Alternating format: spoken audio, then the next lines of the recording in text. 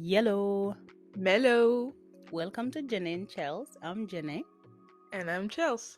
And welcome to another episode. Today we have two good creepy stories from the No Sleep Reddit, like always. They always have the good stuff. So Yeah.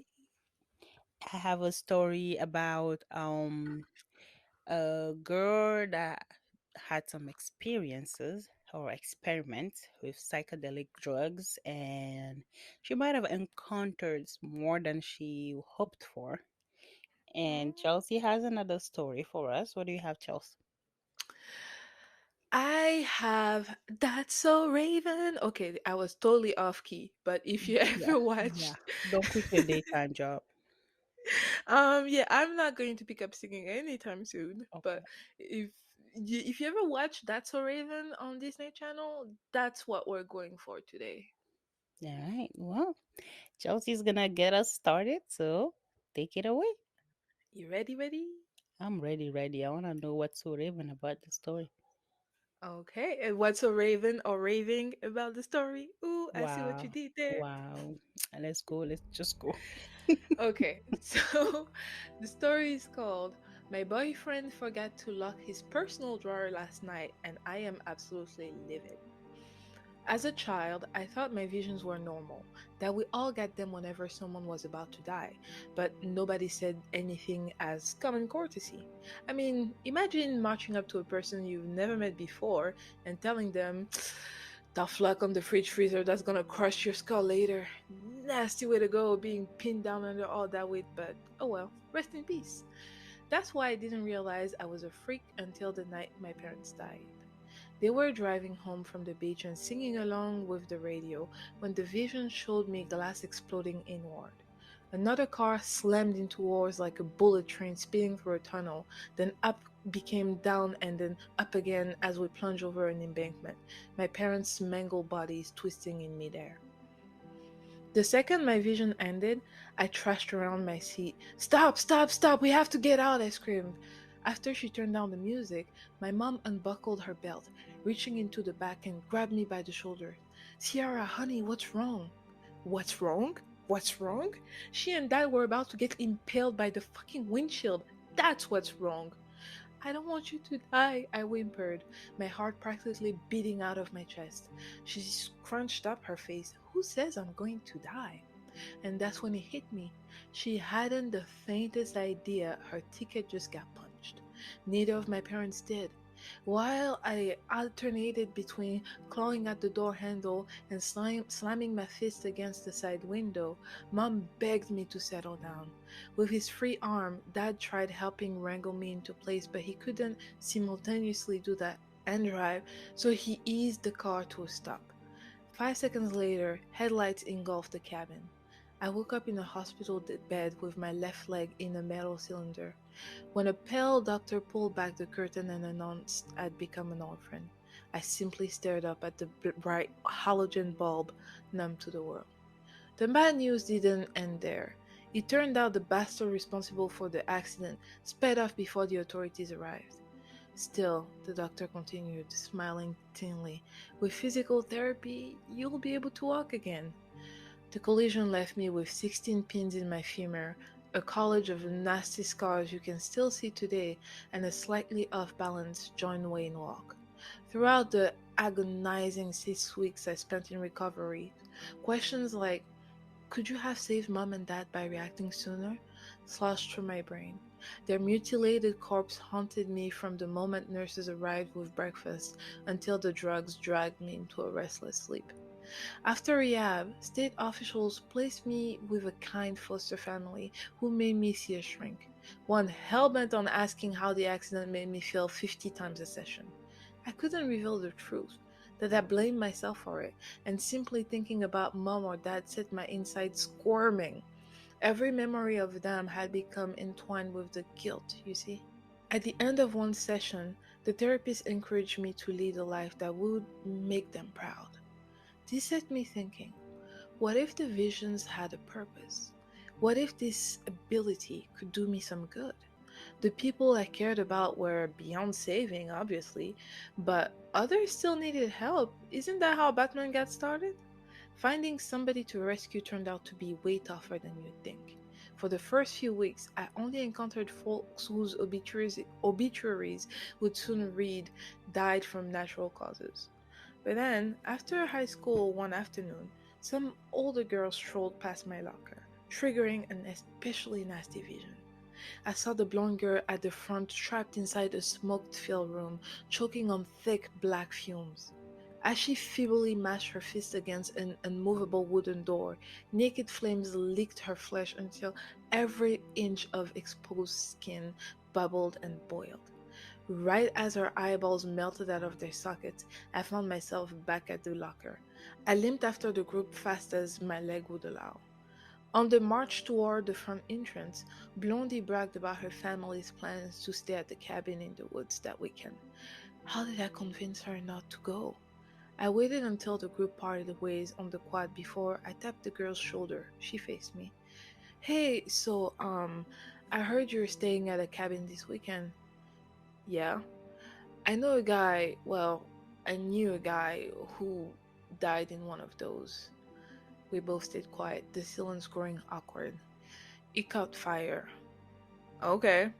She muttered a quick, quiet freak as she turned away.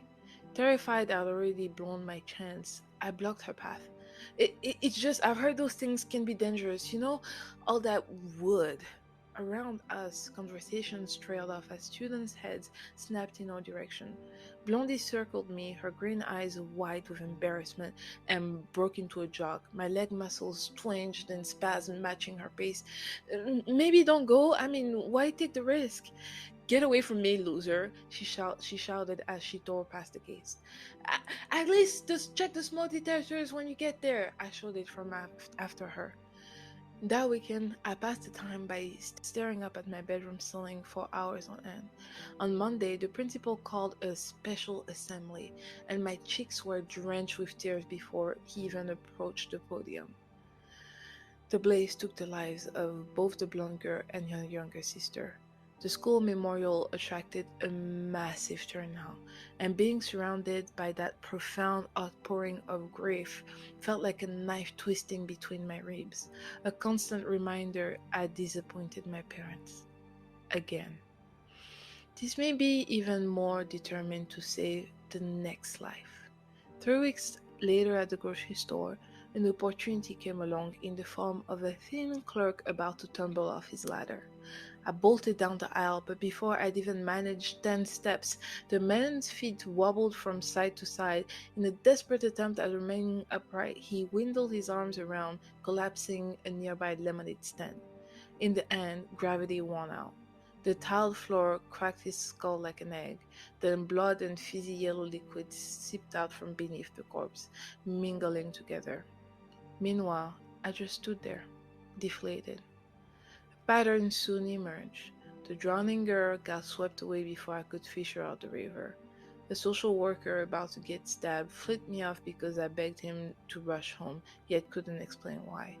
And the paramedics failed at resuscitating the elderly man suffering a heart attack on the park bench, even though thanks to me they arrived 10 seconds after he started clutching his own chest. No matter what I did, no matter how hard I tried, the visions always came to a pass. Always. When I barely winced at a cashier about to get shot in the face over the meager change in his register, it became painfully obvious I'd lost all hope. Sorry, Mom. Sorry, Dad.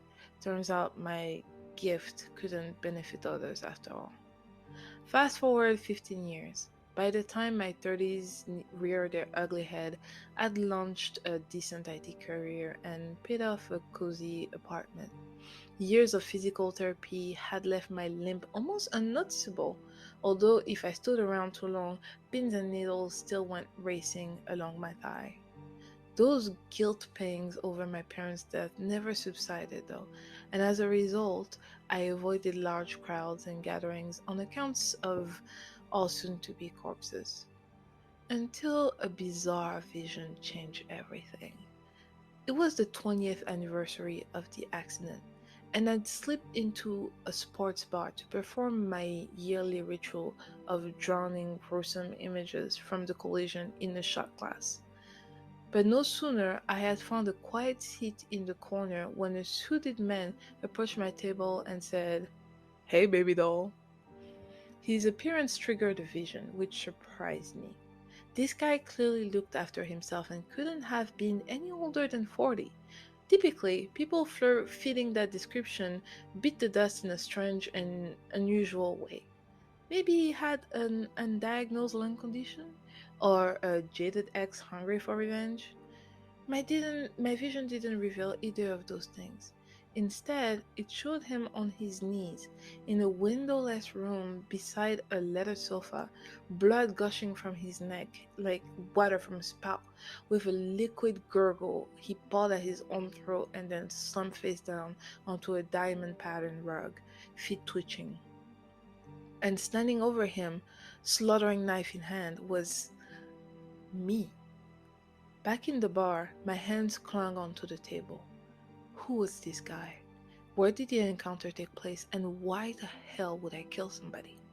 A sensible voice in the back of my mind told me to walk away, to bolt straight out the door. If anybody else tried that baby doll line, they'd have received a rude gesture in response. But I needed answers, so I forced a smile and looked up. "Buy you a drink?" the man asked, one eyebrow raised. Peter had a slender nose, brown hair, and dark eyes. A handsome guy, no doubt. He worked as a lawyer, youngest partner in his firm's history, and his favorite subject was himself. That suited me. I gave him a fake name, which he probably forgot 10 seconds later. "You look familiar," he said after he stirred whiskey. "Have we met before?" "Don't think so." "Hmm, I must be thinking of someone else." While he joked with the regulars and announced "another round on me" to a chorus of cheers, I studied his every move, half expecting his taste in beer or how generously he tipped to reveal why he deserved a death sentence. "Want to come back to my place?" he asked when the bartender called last round. I should have made some half-assed excuse and slipped away, but there had to be some vital information I'd missed. Maybe Peter moonlighted as a serial killer? If so, didn't have an obligation to investigate? Now intoxicated, he drove us over to his place in a fancy blue Porsche. The plan was simple: stick around long enough to discover whatever dark secret he harbored, then leave. No matter what. If anything suspicious turned up, I'd notify the police. That way, there'd be zero risk of any trouble. After all, how hard could not slitting somebody's throat be? Peter led me along the front hall and down a narrow staircase. As the basement door swung open, a yelp slid up my throat. We'd entered the room from the vision. Maybe I'd come to meet my destiny. Placing a hand against my back, Peter steered me past the diamond patterned rug toward a home bar cast in warm red light by a neon Budweiser sign. From beneath the counter, he grabbed a chopping board and a sharp kitchen knife, the same one future me butchered him with. My eyes stayed glued to the blade while he cut lime slices and poured out tequila shots. We had a toast before moving to the fancy leather sofa, where my companion pounded back beer after beer. I nursed mine, staying sober and in control. He managed an entire hour of shameless boasting before his head slumped forward against his chest. The pieces had all fallen into place: the knife, the rug, the defenseless victim. Yet I saw zero reason to hurt Peter. It's a miracle my giant sigh of relief didn't startle him awake. "Take that, dumb visions. You lost. It was time to leave." However, a quick look around couldn't have hurt anybody, could it? There was no hidden torture chamber behind the bookshelf, just guides on the art of seduction, and the freezer didn't harbor any severed heads, only frozen salmon and shrimp. In a cramped office on the first floor, I rummaged through desk drawers, and right when it felt like this had all been a gigantic waste of time, my eye happened across a pile of newspaper clippings. The first headline read, "Two dead in highway hit and run." Beside it was a familiar image, the wreckage my parents died in. My hand frantically tore through the pile. In total, Peter had collected 17 articles about the collision and subsequent investigation. Beneath them, there sat an envelope with a name scribbled across the front. My name. A sensible voice in some quiet recess of my brain begged me to walk away, to forget what I'd seen and go. I waved the thought aside, took a slow, steady breath, and tore open the wrapper. The letter began with, Dear Sierra, there is something I must confess. On the night of your parents' death, I was driving drunk along. Those words dragged me back to the accident, caused me to relieve the sensation of the seatbelt pitting me in place while mom and dad's bodies ricocheted off the dashboard and the roof. Peter killed my parents. I'd found his confession. The letter explained how he'd avoided prison. Since he stemmed from a wealthy family, his father had been mayor at the time or something like that. Some powerful friends torpedoed the investigation. He heard I'd survived and considered reaching out over the years. The poor guy even spent countless nights agonizing over what happened and felt filled to bursting point with regret. Clearly not quite full enough to mail the letter.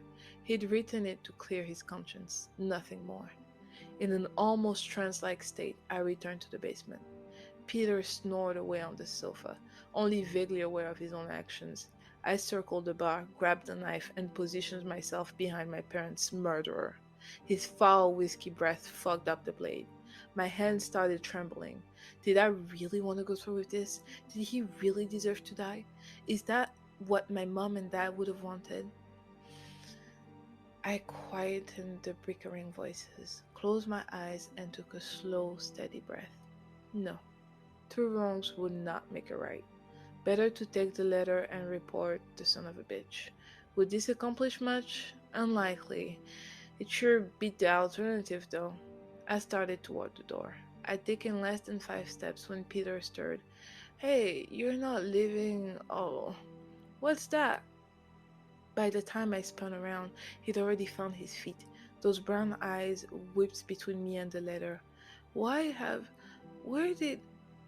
All of the potential excuses that came to me Of all the potential excuses that came to me, zero made sense. When it finally dawned on Peter where he recognized me from earlier, his face turned whiter than the paper confession, eh, his mouth going wide with shock. Most likely, he saw a resemblance to an old family photo published after the accident. His hands shot up in a submissive gesture. Okay, calm down. Holding the knife out defensively, I snorted a quick "fuck you." The nerves in my leg went wild with terrible burning sensations. While I shuffled backwards towards the stair, Peter said, Listen, Ciara, there isn't a day that goes by. Don't you fucking dare. He swallowed the lump. I'll make this right, I promise. Why don't you put that in the knife and we'll talk? The suggestion this could get talked out made me snort. I said, Go fuck yourself. I'm taking the letter along with your little scrapbook upstairs. Was this your plan all along? He demanded with self pitying giving away to anger. Get me drunk, then snoop around? How long have you been planning your little heist? Still traveling in reverse, I cut her hair, forced him to take a half step back. The knife felt good in my hand, powerful. Don't be stupid. None of this would hold up in court. Give me the knife, then we can work things out like two. Completely terrified and barely able to form a cohesive thought, I almost obliged, until a horrible image of the bastard picking his bruised, swollen head up of a steering wheel slid into my brain. I pictured him slowly uncover my parents' insides spread out across 20 meters of asphalt before racing home to call his dad, who called the chief of police. Rational adult. I give you money or jewelry, a new car, whatever you want. Just with renewed confidence, I said, "The only thing I want, Peter, is to see you in an orange fucking jumpsuit." My heel hit the bottom step. In the brief moment my eyes flicked backwards, the bastard lunged. I'll fucking kill you, he hissed through his clenched teeth. His hands clamped around my wrist, tight enough the fingertips plunged into the skin. We wrestled around the room, collapsing shelves and slamming against the bar once, twice. My parents' smiling faces flashed before my eyes, accompanied by thoughts about how this might be the final time I'd ever disappoint them. After he murdered me, Peter would no doubt call his father, who'd hire two goons to dump the body. Both of us flew sideways in a collision course with the sofa. For a moment, the world flushed upside down. We hit the floor, hard, the knife landing midway between us on the rug. We fumbled for it, me shaking from the panic and adrenaline, him struggling to regain equilibrium. In one smooth movement, I snatched the blade beyond the bastard's reach, readjusted my grip, and then plunged the pointy end into his throat. As my hand yanked it loose, the thin blood trickled morph into a furious spray. Some even got inside my mouth, disgustingly warm. Peter tried to speak, although no words came out, only a pathetic wet gurgle. He flopped forward, tongue draped over his chin, and just like that, I found myself standing over a corpse. In retrospect, it probably shouldn't have come as such a surprise. Repulsed by my red palms, I retreated toward the bar and slid to the floor, breathless. I began convulsing, rocked myself back and forth, bile sliding up my throat. I felt ill, and not from the tequila. By the time I had regained composure, a clock above the bar said 6 a.m. Somebody could have walked in any moment. There'd be time for remorse later. First, I needed to cover my tracks. Under my feet, the rug having absorbed most of the blood, squelched as I raced around, wiping down every surface, gathering together all articles about the accident. I departed on foot and ditched the knife in a dumpster several miles away from the crime scene. Then I rushed home to read the confessions once more before burning them, along with Peter's treasure trove of misery. The next few days passed in a whirlwind of alcohol and tears. As politician's son, my victim made the front page. Authorities appealed for anybody with information to come forward. Funny how mom and dad never warranted such special consideration. After 2 weeks of rage, regret, and hysteria, I'd almost reached the point of confession. Until something unexpected happened, that is. Reports emerged of multiple drunk driving incidents involving Peter, where the injured parties got paid off or threatened into silence, along with more assault allegations than reporters could keep up with.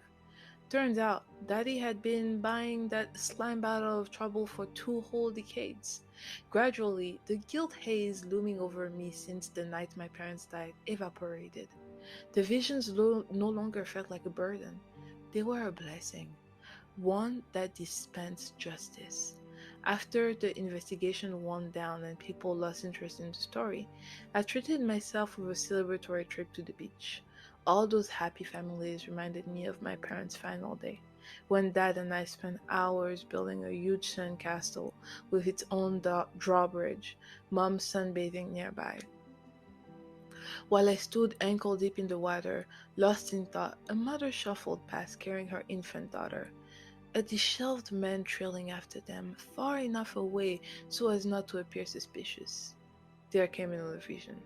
In it, the mother and child sat back to back, tied up together in a bug infested apartment, their jaws encased with duct tape. The grinning man hunched over them, his right hand caressing the terrified girl's cheek. A baseball bat connected suddenly with the back of his skull, which made him faceplant onto the wooden floor with a resounding thud. I'll give you 3 guesses who took that swing.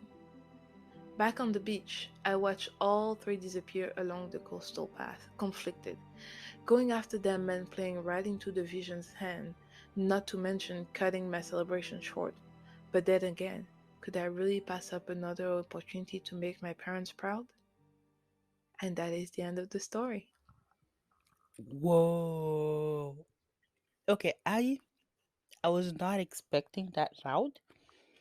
I thought maybe like she would definitely find ways to like save people's lives, but I didn't expect Mhm. this to go into the vendetta or like, vigilante route or like superhero, like she said she compared herself to Batman, but I did not Mhm. expect that at all.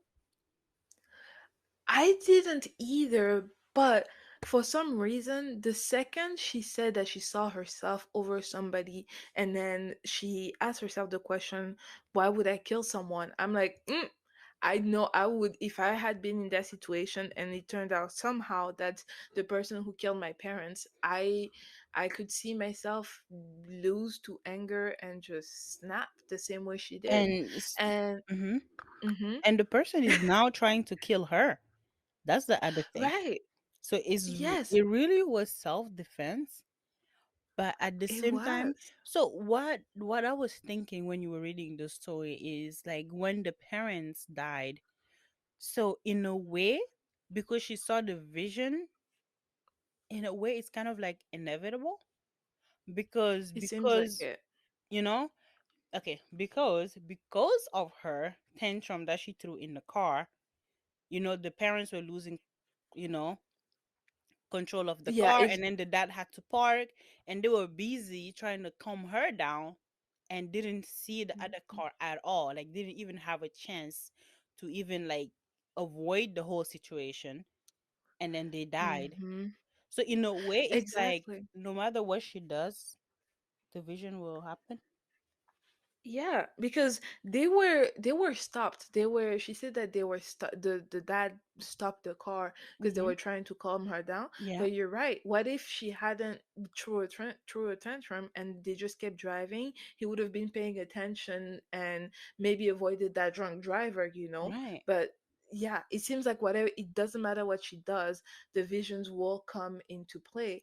And somehow when she killed that guy, it unlocked a new possibility of the visions, and now she could go after like she started killing those people who were committing crimes pretty much, like What because that was guy it really? I was. feel like it's just the satisfaction she got afterwards then made her feel like she can keep doing this and she's actually helping by killing all the bad guys. Because she already had the vision of Maybe. her killing the guy before even that. So it was already unlocked before she killed him. Oh, that's true. She started Yeah, already seeing herself doing this stuff. So in a way, that's it's like true. she's following the vision. So but what if she doesn't? That's the part that I That's would a. love to see. Like if they could explore that. Like if she doesn't Mhm. just follow the visions and just ignore them, do they still happen? It looks like they did happen because when she between after the high school, her that girl in her high school passed away from the fire. She gave up trying to prevent the visions, Mhm. and the people would just still die and without her involvement.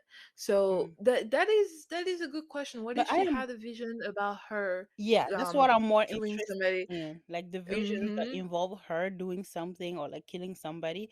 Like if she actually ignores it, like will that come true? Like will the people just still just die? Will somebody else come and save them in the same way that she would have? Or like Mm-hmm. would it just start like a whole new dimension, when they talk about like choices and what you do creates a whole different parallel.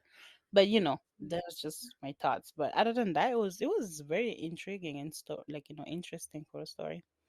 I really Yeah, liked I it. liked it quite a bit too. Hmm. Yeah. Now, what do you have for us? All right. Well, today I have a story about somebody that actually wanted to explore other dimensions and ended up meeting up with something she did not expect, you know. So the title is How Many Hmm. People Are in the Room? And it's from the No Sleep Reddit subreddit as well. So that's how it goes. How many people are in the room? That was the first thing Stella asked me as she settled in at the table. I looked around the diner. It was 2 in the morning. The place was mostly empty. What do you mean? How many people are in the room right now? Beside us, she asked. Maybe 5, 6, I replied. Stella's lips trembled. How many people are in the room? Exactly. She was terrified. I counted.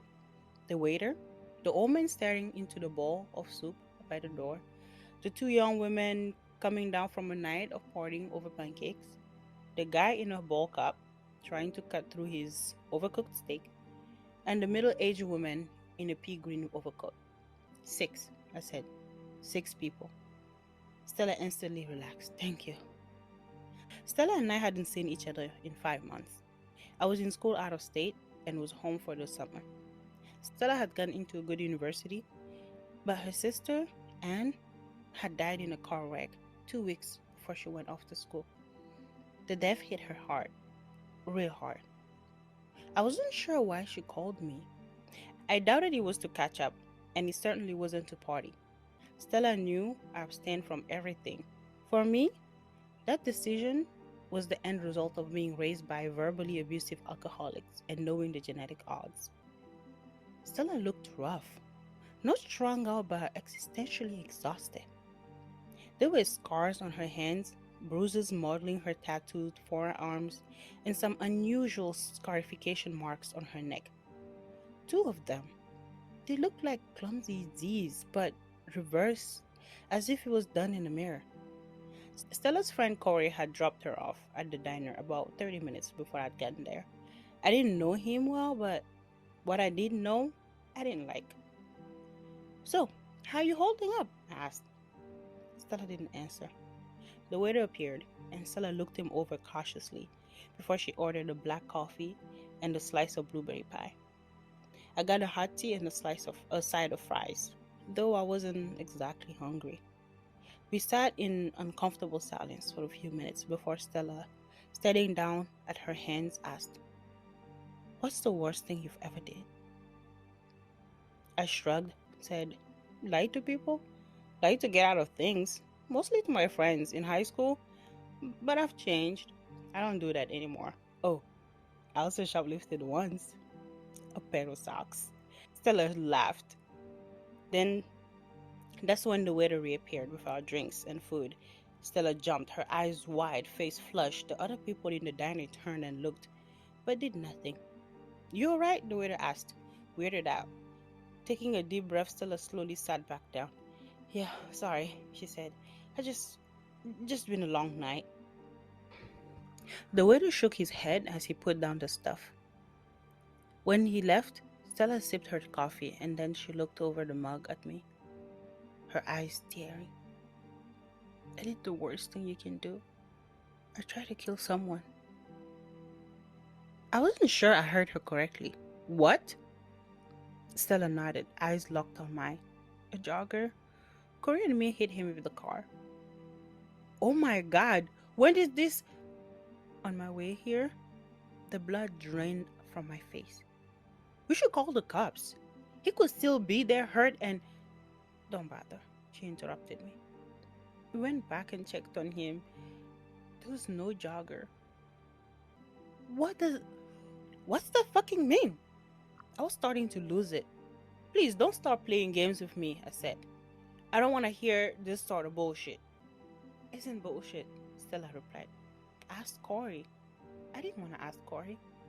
Stella said, "I didn't actually see the jogger. Corey did. That's how I knew. So I asked him exactly where the man was, and I grabbed the wheel, and Corey screamed at me as I made the car slam into the guy. Sent him flying. Like it mattered. Corey hit the brakes hard. He was losing it, talking about going to prison and his life being over. But I told him not to worry. That pissed him off something bad. When he got out the car to go help the jogger, he just froze up because no one was there. Road was empty. Me? I expected that. She took another sip of her coffee and poked at the slice of pie with her fork, stabbing the crust and examining the blue tinged stains in the dull fluorescent light. See, it can look like a person, could be any age, dressed any sort of way. It talks like a person, eats, drinks, does all the regular sort of things people do. Doesn't exactly sound threatening, I know, but wait for the twist. I can't see it. This thing pretending to be a person is invisible to me. But you and everyone else, you can see it. I don't know what you're talking about. And I didn't. Stella finally looked up at me. 2 weeks ago, we were tripping.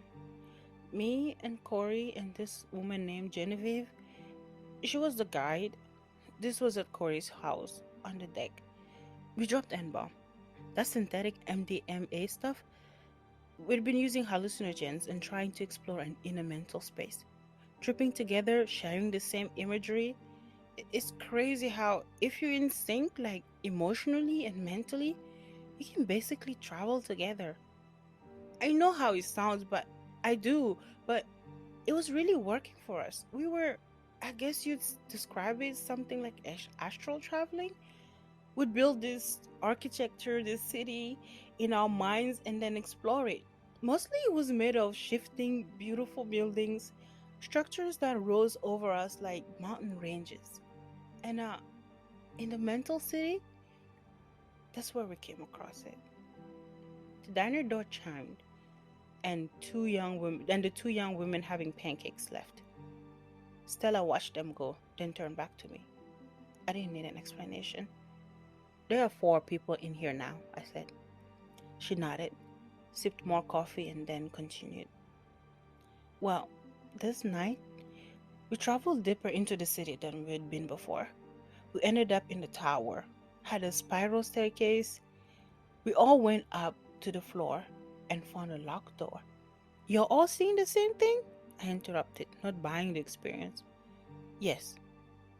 Stella's demeanor had intensified. The twitchiness melted away. We all saw it. Okay. So, we get to this door.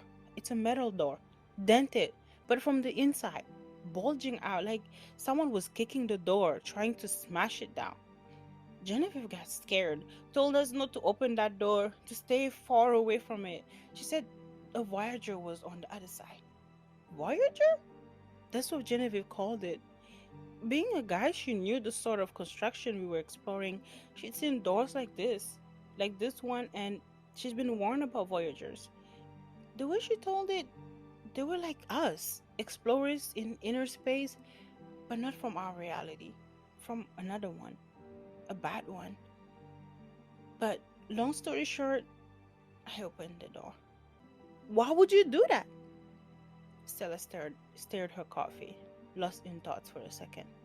As she did, one of the cooks quietly came out from the kitchen and sat at the counter. He flicked through a newspaper someone had left and glanced over at me. He nodded, gave a little smile. I wonder if he had made my fries I wasn't eating. After Corey and Genevieve drifted away, Stella continued, still staring at her drink. I heard a voice on the other side of the door. My sister's voice. She was begging, pleading with me to let her out. I swore it was her. So I opened the metal door. Feeling the stare from the cook, I ate a few of the fries. They were cold, soggy. What happened? I asked Stella. When I opened it, something suddenly brushed past me. Something clammy, cold. It touched me very briefly. There was pain. Stella unconsciously motioned to the Z scars on her neck, then continued. Anyway, there wasn't a room on the other side of the door, just a void, a deep emptiness. When the trip was over, I immediately felt a change. I felt like I was being watched. The whole rest of that night, the next day, the next week, something was following me. A shadow, a presence. And I knew, I just deep in my gut knew, that if it caught up with me, if it touched me again, I would die.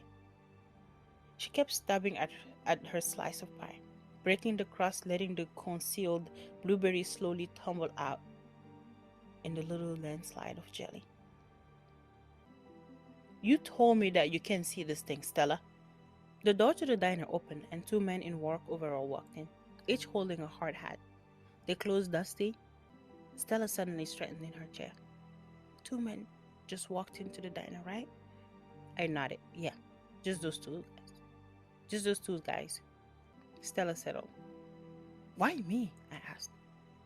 Why did you want to meet? To tell me this?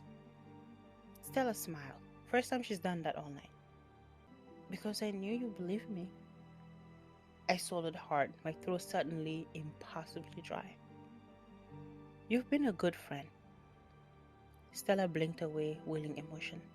In high school, when things got bad with boyfriends or assholes, you were the one I could confide in. The one that trusted me, the one that no matter what I did, no matter how stupid it was, you were there for me. A shoulder to cry on, a hand to hold, and she reached across the table and took my hand, squeezed it tight. Truth was, I had had a crush on Stella most of high school. She was a friend for sure, and for a while, a good friend. I liked being that rock for her, but I'd always hoped for more. Like most friendships, it began with one sided attraction, mine. And even though I hadn't seen her in half a year, those feelings remained, dormant but there, waiting to be awakened.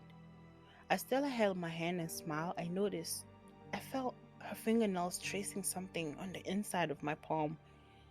At first sight, just a little pressure, only it got sharper until, ouch, shit!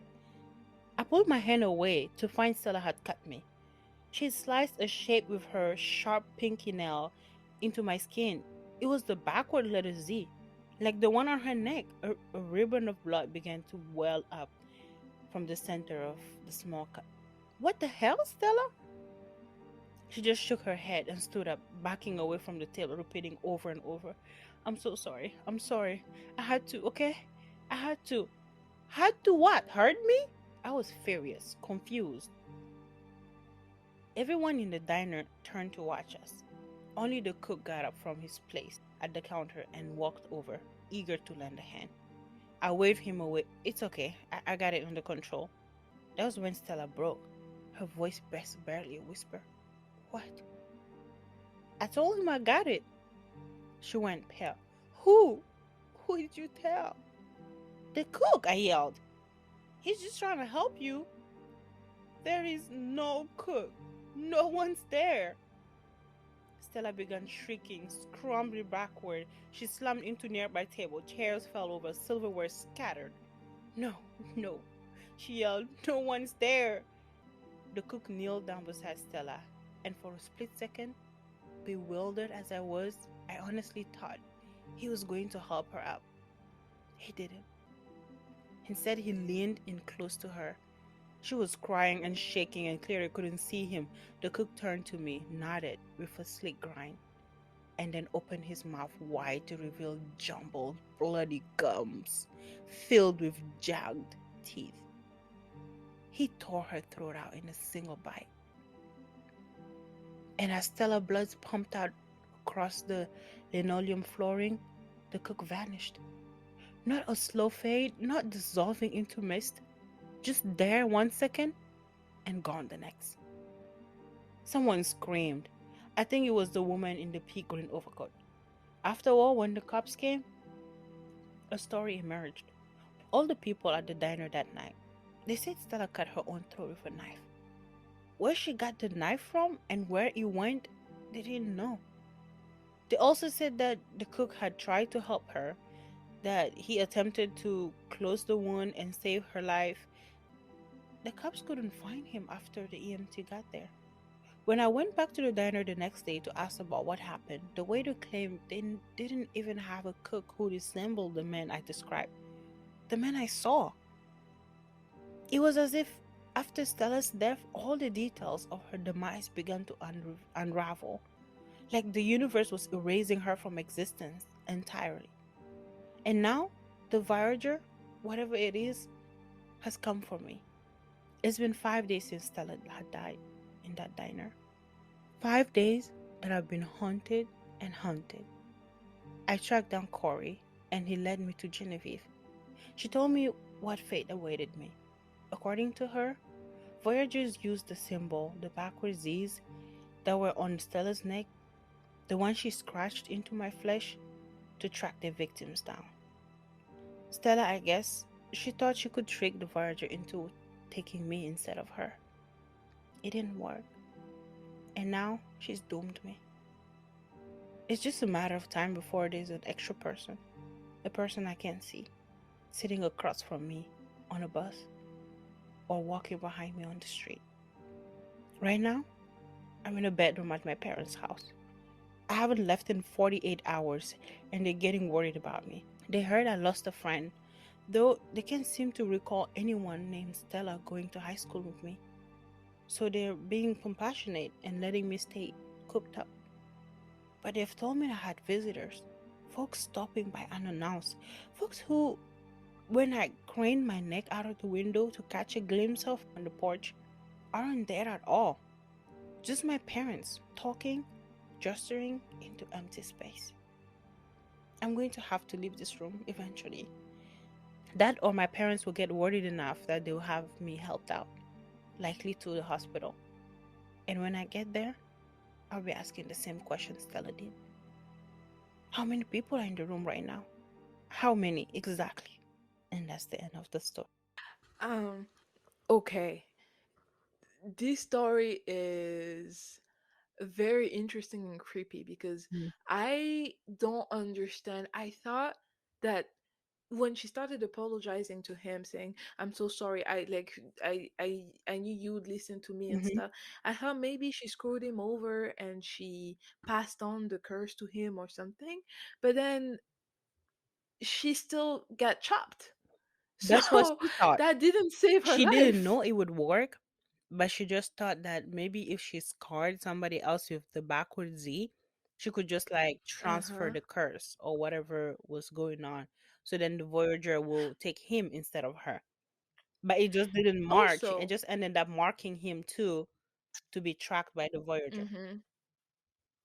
Speaking of getting Hmm. marked, I'm sorry, but when she heard her sister's voice on the other side of that door, I was screaming to myself, "Don't Don't open that open the door. door. Don't open. Why Like would you who open that opens door? the You didn't door? know your sister is Who dead." opens the door of a different dimension when everybody told you not to open it and bailed out? Genevieve knew what she was Seriously. doing, okay? Genevieve is the guru. She's the guide, the She told traveler, you. the teacher. Eh? She Exactly. guided you there and she told you to get the F out. You get the F out. And Precisely. she obviously Listen, doesn't listen to the podcast because if she listened to the podcast, she would know obviously not. when you hear voices that sound like people you know behind doors that you're not supposed to open, it's most likely Thank are you. not the person you want to see on that It's a side. scam. And it Exactly. literally is Like a scam. I can't it's believe the she same actually thing in the went through. stories last But time. in a way, too, like I do understand her because she's grieving, and he was like, Opie was saying that the loss like hit her really hard. So Mhm. possibly, maybe she's thinking in her head that since everything is in that inner mental space, then perhaps her Mhm. sister exists in that inner mental space too. I could understand that. Personally, I believe that once somebody crosses over to whatever is beyond death, we as humans cannot access Hmm. that. So hearing that voice will personally piss me off because I'm like, whatever this is, you're not my sister and you're trying to use that to get me and fuck you. Yeah, Like that would actually get me more that's what angry than being out and looking into it. It's like when you're watching a movie and you're like, right. get out of there. Like why are you still walking? Why are you not running? Eh? Why are you not running? Instead of why are Why you you no, running, it's you'd be why are like, you you not should running? run faster. Run faster. Like Exactly. fly at this point, you know. Seriously. But Just I thought it was using bolt really out of there. interesting because I It if the was. thing didn't mark him, like I also wonder why Mhm. it will still follow him. Does it just take whatever you do a backwards Z? There's no specific backwards Z.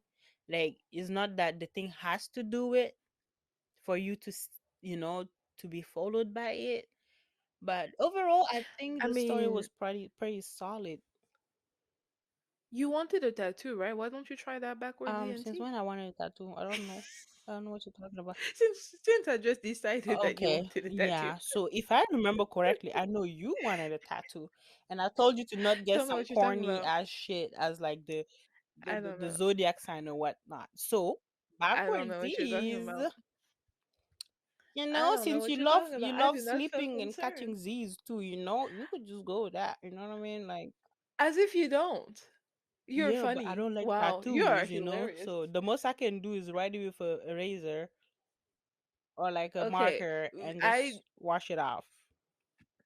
same because the kind of tattoo I would want doesn't even exist anyways. Oh, I want gold ink, what? like forever gold Oh ink. yeah, Yeah, I know. I know somebody that knows Oh, somebody that really? actually does that. Of course. If you're actually interested. Send me the Oh, link. don't worry, I'll send you the addy. Any Mm, who's. I enjoyed that story. That was yeah. really good. I think this time we have some closure in both stories. Oh my God! Finally, those are some stories that leave open-endedness. It's open-ended, but still we have explanations. We know what's going on, and you can build your own theories and stuff like that without it just being empty. Exactly. I mean, I wonder who Yeah. picked those previous stories because could not have been me. I have no Could idea. not Could have been never be us. me too. Mm-mm. Like, no, I don't know what you're talking Me about. But neither. anyways, we have to feature different things. So I guess that was that. It was. All right. Well, thank you guys for tuning in for this episode. Let us know what you think down in YouTube. Like the comments on YouTube if you're listening to us on YouTube. And we also have like the little questions on Spotify as well. And leave us a review. Tell us how we're doing. And thank you for tuning. See you on next episode. Bye. Toodaloo! Toodaloo.